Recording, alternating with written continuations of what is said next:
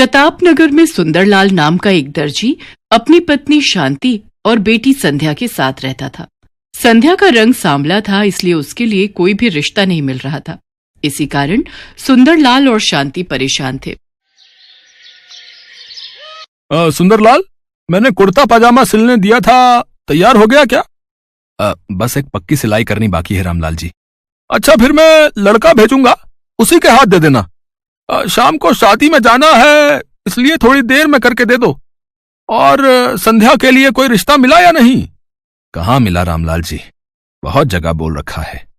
बाकी मैंने तो भगवान पर छोड़ रखा है, वही मेरी बेटी का अच्छा भविष्य तय करेंगे।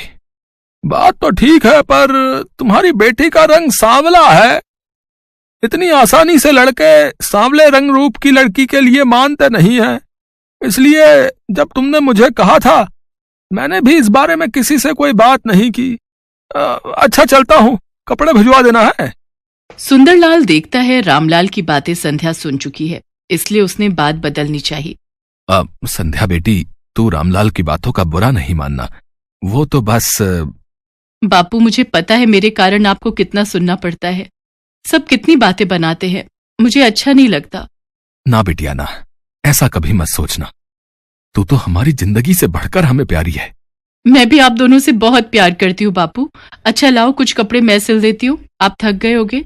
संध्या का उदास चेहरा देखकर सुंदरलाल उस समय चुप हो जाता है।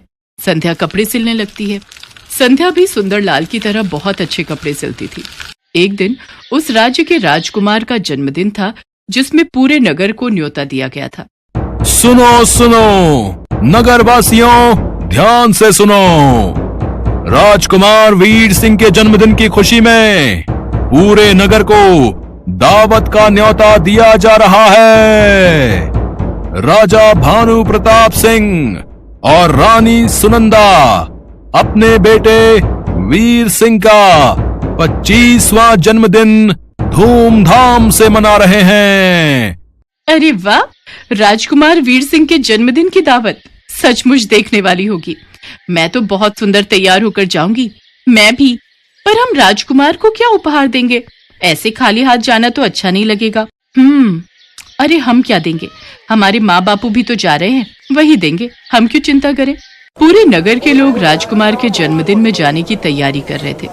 सुनो जी, मैं सोच रही थी हम दोनों तो जन्मदिन की दावत में जा नहीं रहे। तुम्हारी तबीयत भी ठीक नहीं है, पर किसी न किसी को तो जाना चाहिए।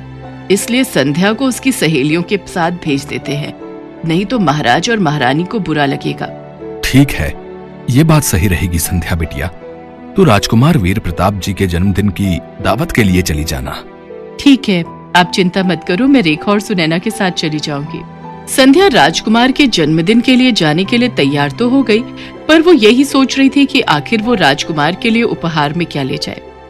तभी उसके दिमाग में एक तरकीब आई। राजकुमार के जन्मदिन के लिए एक सुंदर सी पोशाक तैयार करके ले जाती हूँ, उनको पसंद आएगी।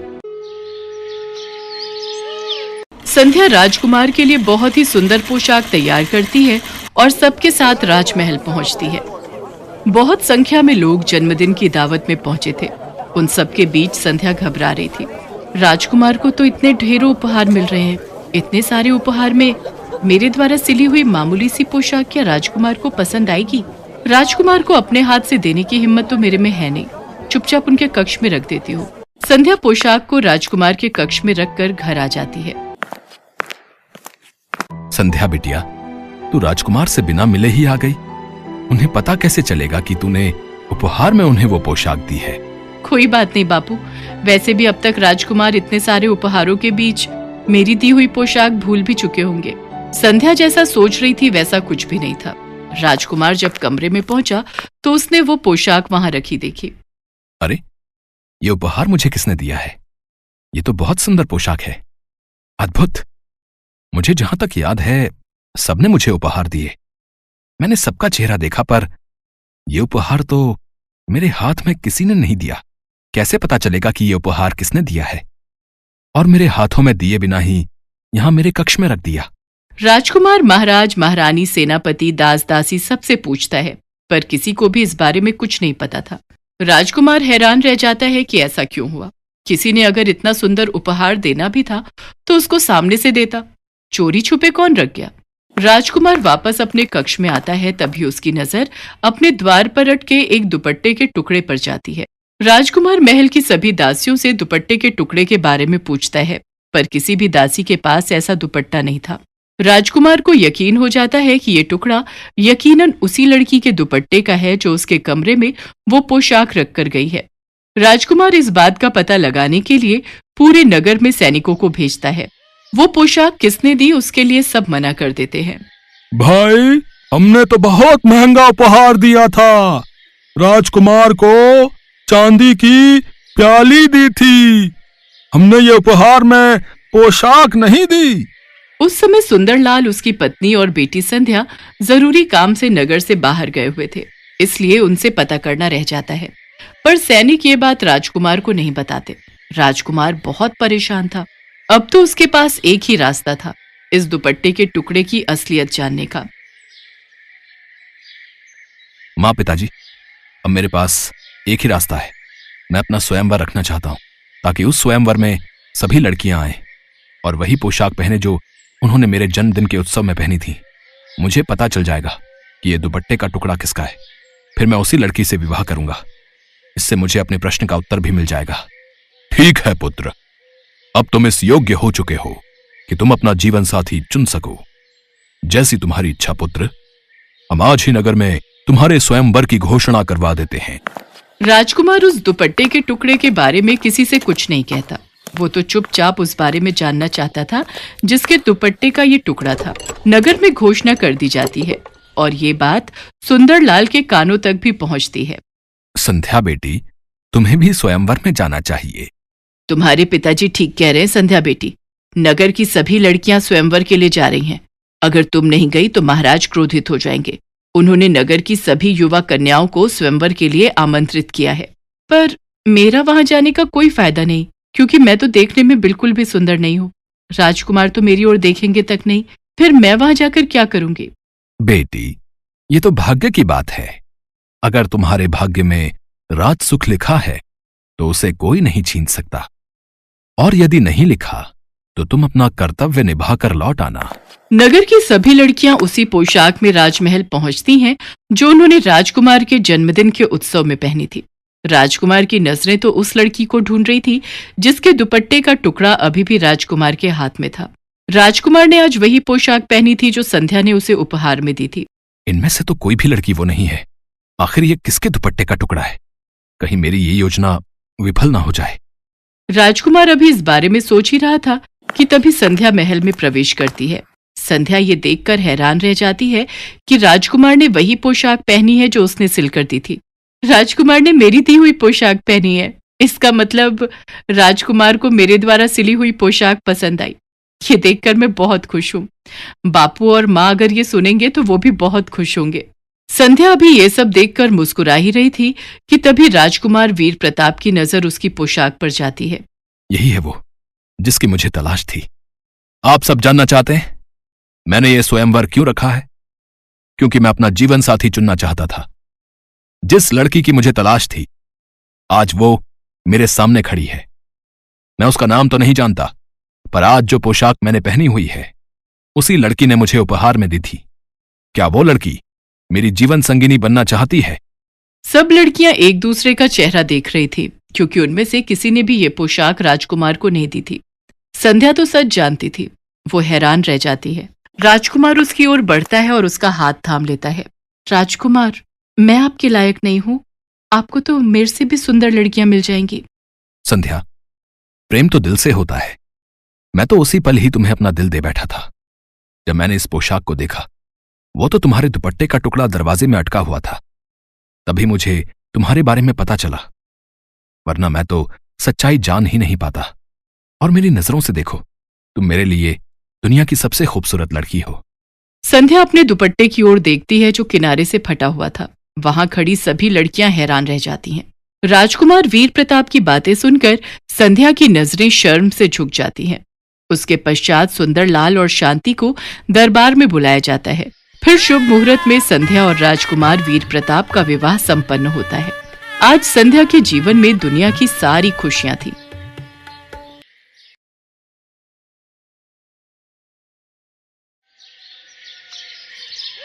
अंजू अपने माता पिता और छोटे भाई के साथ बिजनौर में रहती थी। अंजू को बचपन से ही सिलाई कढ़ाई करने का बहुत शौक था। गृह विज्ञान की परीक्षा में जब 10वीं कक्षा में उसके सिलाई में सबसे ज्यादा नंबर आए तो वो अपनी माँ सुलोचना से बोली, माँ ये देखो मेरे गृह विज्ञान की परीक्षा में सबसे ज्यादा नंबर आए हैं। मैम बोल रही थी मैंने सबसे सुंदर फ्रॉक सिली है। अरे वाह, ये फ्रॉक तो सचमुच बहुत ही सुंदर है। स्कूल की पढ़ाई के बाद अंजू एक दिन अपनी माँ से बोली, माँ मैं कॉलेज की पढ़ाई के साथ साथ सिलाई भी सीखना चाहती हूँ। मेरी सहेली प्रज्ञा के घर के पास एक बुटीक है जो 800 रुपए महीने में सिलाई सिखाते हैं। 6 महीने का कोर्स है, करने दो ना माँ।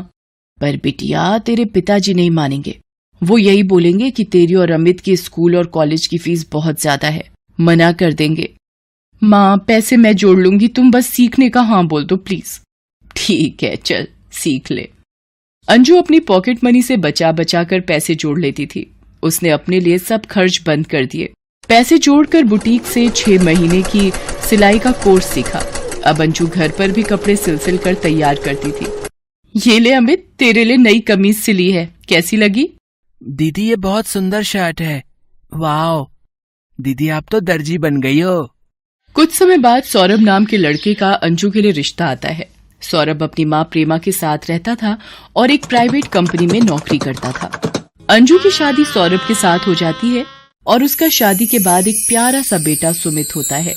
एक दिन, अंजू बेटा तुम दोबारा पेट से हो, ज्यादा काम मत किया करो, अपना ध्यान रखो। माँ जी आज पानी नहीं आया इसलिए बाजू वाली नीमा आंटी से पानी भरकर लाई हूँ। अंजू माँ सही कह रही हैं, अपना ख्याल रखा करो। और वैसे भी मैं 3-4 दिनों के लिए ऑफिस के काम से मुंबई जा रहा हूँ, अपना ध्यान रखना। मेरा जाना जरूरी ना होता तो मैं तुम्हारे पास ही रहता। सुनो जी, मेरी डिलीवरी का भी वक्त नजदीक है और आप। कोई बात नहीं अंजू, माँ है तुम्हारी देखभाल के लिए।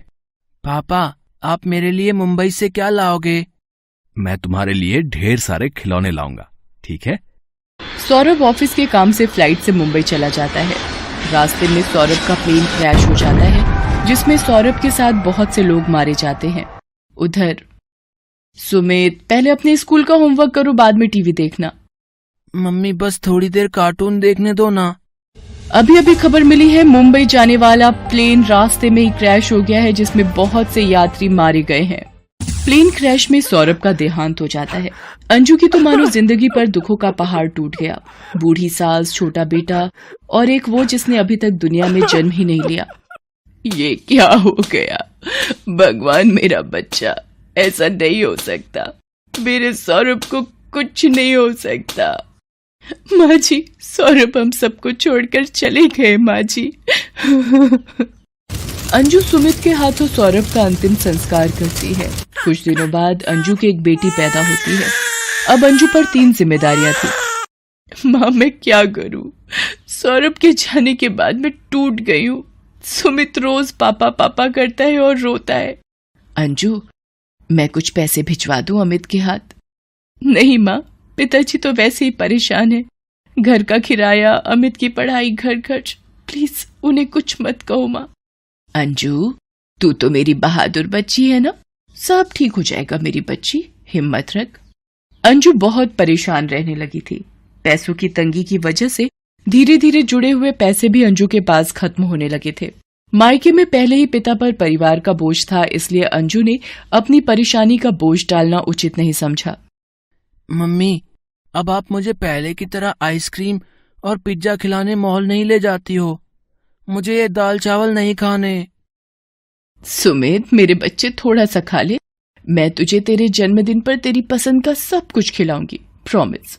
अंजू बहू आज तुमने सुमित को झूठा दिलासा दे दिया, अब उसकी इच्छा पूरी कैसे करोगी? अंजू दुखी हो जाती है, तभी गुड़िया रोने लगती है। माँ जी आप गुड़िया को संभालना जरा, मैं इसके लिए बाजार से दूध लेकर आती हूँ। अंजू दूध लेने जाने लगती है, तभी एक आदमी आ जाता है। नमस्ते मैडम जी, मेरा नाम अविनाश है। जी नमस्ते, कहिए क्या काम है? पिछले 3 महीने से आपके फ्लैट का किराया नहीं पहुंचा है। मैंने सोचा खुद लेने आ जाता हूँ। 60,000 रुपए आपका 3 महीने का किराया है, 20,000 रुपए महीना के हिसाब से। अविनाश जी मुझे थोड़ा सा वक्त दे दीजिए, मैं किराया दे दूंगी। देखिए मैडम, मैंने पहले ही 3 महीने से कुछ नहीं बोला। अब मेरा पैसा चुकाओ, और अगर इतने महंगे किराए के फ्लैट में नहीं रह सकते तो मेरा फ्लैट खाली कर दो। मेरे पास और भी किराएदार आ रहे हैं जो अच्छा किराया देने को तैयार हैं। अंजू अपना सोने का मंगलसूत्र बेचकर अविनाश के फ्लैट का किराया भरती है और फ्लैट खाली कर देती है। अंजू बच्चों को और सास को लेकर दिल्ली आ जाती है। वहां एक बस्ती में उसे 1500 रुपए किराए का एक कमरे का मकान मिल जाता है। माँ जी, मैं पड़ोस में लगे सरकारी नल से पानी भर कर लाती हूँ। अरे भैया, 700 रुपए की लेनी है तो ले ले, वरना अच्छी खासी सिलाई मशीन है मेरी। वो तो उम्र के साथ अब नजर कमजोर हो गई है, वरना अपनी उम्र में मैं थोड़ा बहुत उधड़ा सिल ही लेती थी। रहने दो माँ जी, मुझे नहीं लेनी। 500 से ज्यादा नहीं दूंगा, इसके जंक खाई सिलाई मशीन है। रहने दे जा, मुझे नहीं बेचनी।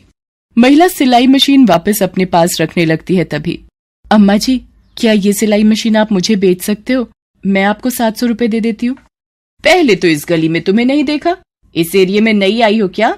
जी अम्मा जी, मेरा नाम अंजू है, पहले मेरठ रहते थे, 2 दिन पहले ही दिल्ली आई हूँ। अच्छा, वैसे मेरा नाम सुशीला है। तुम ये मशीन खरीदना चाहती हो, ठीक है, पर तुम कुछ परेशान दिखाई दे रही हो। सुशीला अंजू के पड़ोस में ही रहती थी। अंजू अपने दुख को दबाए घूम रही थी। सुशीला के पूछने पर अंजू रो पड़ी और उसके दुख का सारा गुबार सुशीला के आगे फूट पड़ा। तुम रो मत अंजू, एक काम करो, तुम ये सिलाई मशीन ले लो और अपना दर्जी का काम शुरू करो। मैं तो वैसे भी ये मशीन बेच ही रही थी, अब तुम्हारे काम आ जाए, इससे बड़ी क्या बात होगी। आपका बहुत बहुत धन्यवाद अम्मा जी। सुशीला बहुत ही नेक दिल की महिला थी। अंजू ने सारी बात अपनी सास को बताई। 2 दिन बाद, अरे अंजू बिटिया कहाँ हो? अरे अम्मा जी आप? माँ जी, ये सुशीला अम्मा है। अंजू, ये मेरी भाभी रहने आई हुई हैं। साड़ी के साथ का ब्लाउज पेटीकोट शाम तक कोई दर्जी सिलकर दे ही नहीं रहा।